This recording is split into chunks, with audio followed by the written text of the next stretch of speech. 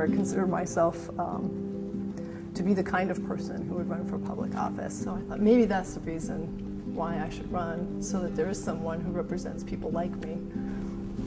There's a lot of single mothers out there. I'm Frances Moore LePay, and for the last 15 years I've been traveling around the country talking to people about our democracy. The sense of disillusionment is so palpable. There's no democracy in America. People feel they've been robbed of democracy. The people who are representing us don't listen because they are getting money for their campaigns. Most Americans believe that corporations have too much sway in Washington.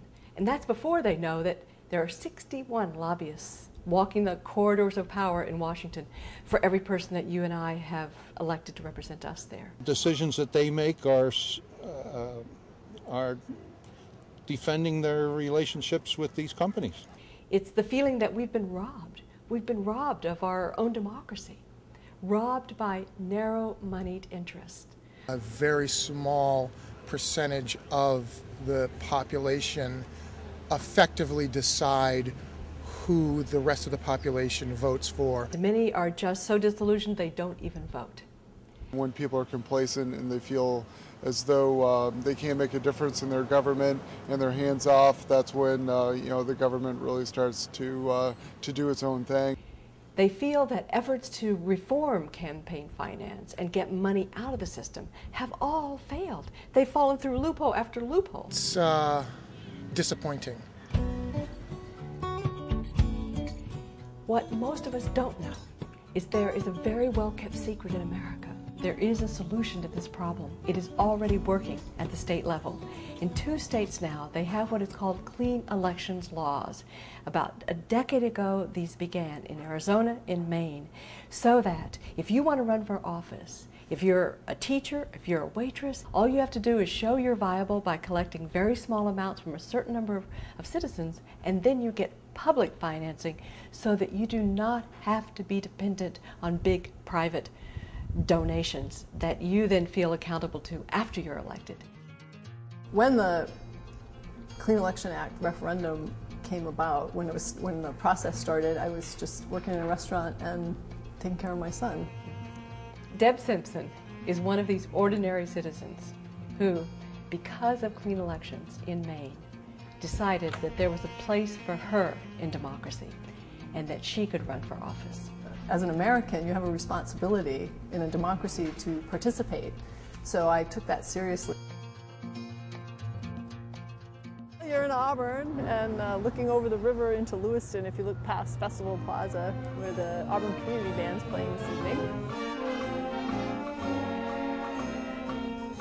You can see the old mills on the other side of the river. It feels really good to represent people of your hometown in Augusta. So growing up here, I know people. I think I have a really good understanding of the kind of struggles they have in life. Deb Simpson was one of the first candidates to qualify for clean elections funding and run under the clean election system in 2000. And she was a single mom at the time who, if she'd run traditionally financed, would have found it difficult to spend the time raising the money, let alone actually raising the money to compete to run for the Maine House. A woman, Susan Dorr, who was a state representative, started coming in the restaurants. Deb, you should run for office. She kept urging me to run, and I was like, Susan, you've got to be out of your mind. I'm a single parent of a black child living in the whitest state in America. I'm not running for office. I really never considered myself to be the kind of person who would run for public office, and that's what I told Neria, and she said, well, why don't you just come up and see what it's like? So she got me to come up to the State House, and it was interesting, and I looked around, and I was watching the people, and I said, you know, most of them are a lot older than I am. As the more I thought about it, you know, I was thinking about I can't raise the money. And she's like, there's the Clean Election Act, you know, I could do that. You know, I know 50 people, or I can go ask 50 people for $5 and get those qualifying contributions. I can do that. Because the thought of trying to find people who could give me major donations was just overwhelming. wouldn't even know where to start. She took a big risk, I think, in even running for the legislature, and she did it because she strongly felt that she had something to give and a perspective that she wanted here. Deb is a very principled, a very passionate leader of the Maine House of Representatives and the Judiciary Committee, a very effective legislator, and one I admire.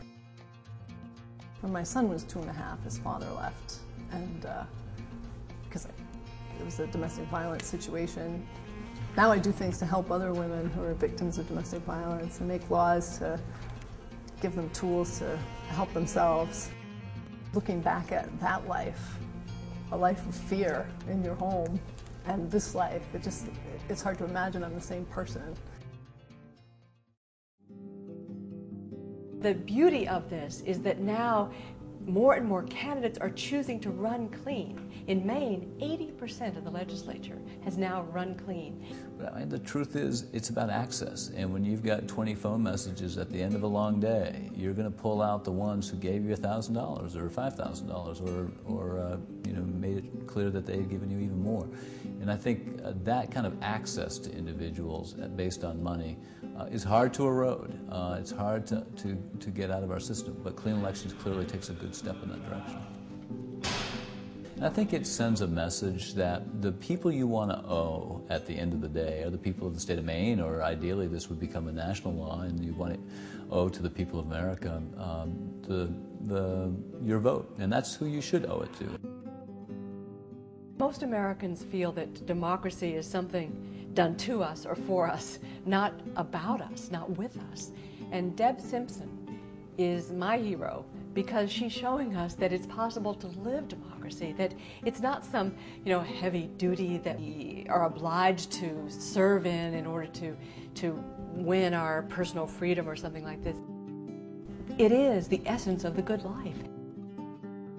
Couldn't imagine that I could have that kind of effect and help other people when before I felt like I couldn't even help myself. So it's very different. Getting engaged with our neighbors and acting on our deepest beliefs about what we want for our country and our own kids. I mean, that is living democracy for me. I think if more and more of us recognize that it is possible to have clean elections and get money out of the system, that many, many more of us would get back involved, and we can then solve the problems that now seem absolutely insurmountable.